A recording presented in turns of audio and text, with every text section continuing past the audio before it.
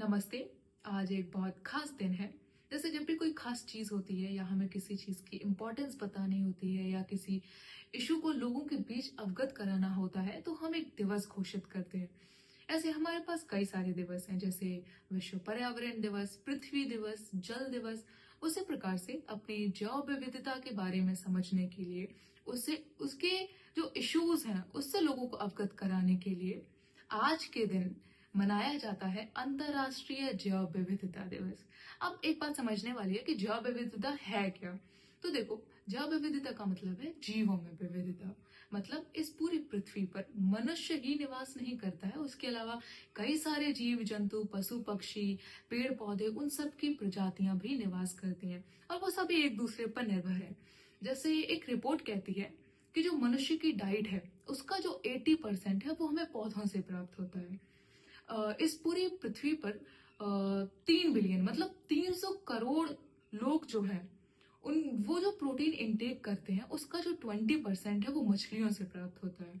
ऐसे हमारे ग्रामीण इलाके में भी जो लोग हैं उसमें 10 में से 8 लोग अभी भी पेड़ पौधों से बनी हुई जड़ी बूटियों का उपयोग करते हैं। तो इस प्रकार से हम समझ रहे हैं ना कि हम कितना ज्यादा अपनी जैव विविधता पर निर्भर हैं और लगातार बीते कई दशकों से जैव विविधता पर हमारी ये जो निर्भरता है उससे खतरा मंडरा रहा है। जैव विविधता लगातार नष्ट हो रही है और उसी के लिए हम आज का दिन घोषित किया गया है। अब बात यह है कि आखिर हम जैव विविधता के लिए क्या कर सकते हैं कि हम उसको बचा सकते हैं। पहली चीज जो बहुत जरूरी है कि हम पेड़ पौधे लगाएं, हम प्लांटेशन करें। अगर हम एक पौधा भी लगाते हैं तो वो भी बहुत अच्छा है। कम से कम हम उस पौधे को पेड़ बनने तक का तो सहारा दें। हम प्लास्टिक पर रोक लगा सकते हैं, हम कम से कम प्लास्टिक यूज करें, पानी बचाएं।